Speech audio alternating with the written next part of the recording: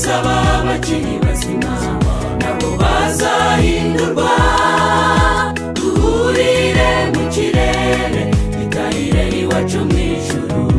Imwihangane ibi bizarangira, ubwo tuzabona Yesu atungutse ku bicu, arangurure n'ijwi rirenga ati, bana banjye nimukanguke, dore ndabategereje.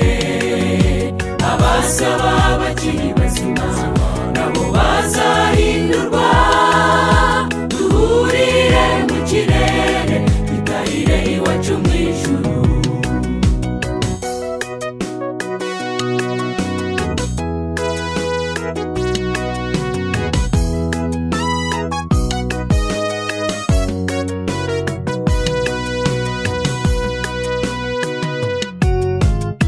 Isi iratubabaza kandi n'ukuri turarushe pe, n'amahoro ari mu isi, intambara zabaye urudaca, impanuka n'indwara bihitana abantu buri munsi. Ibyo byose bagenzi bikadushengura imitima.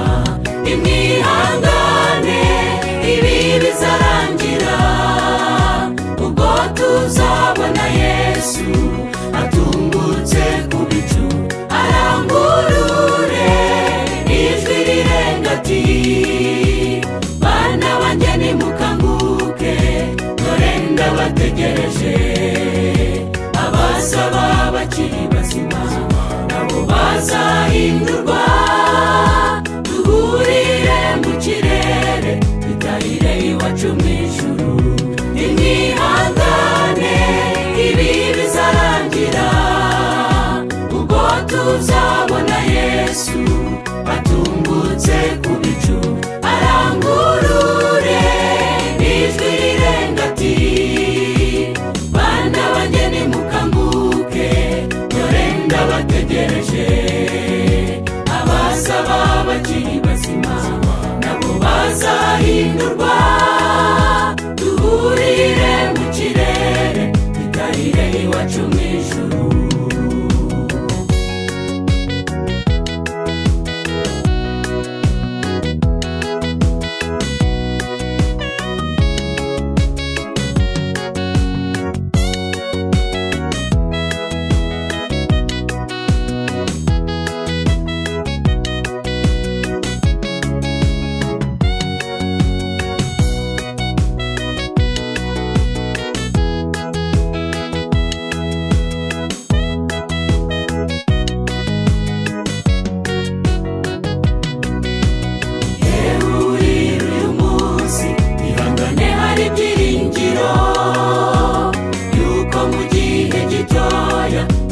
Yesu azagaruka, itegura uyu munsi ugifite umwuka w'abazima, natunguka ku bicu uzasigare muri iyi si mbi.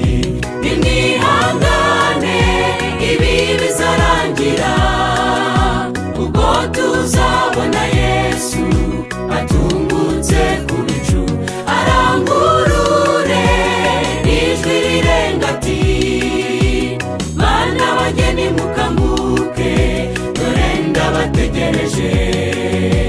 Abasaba bakiri bazima nabo bazahindurwa, duhurire mu kirere gitahire iwacu mu ijuru.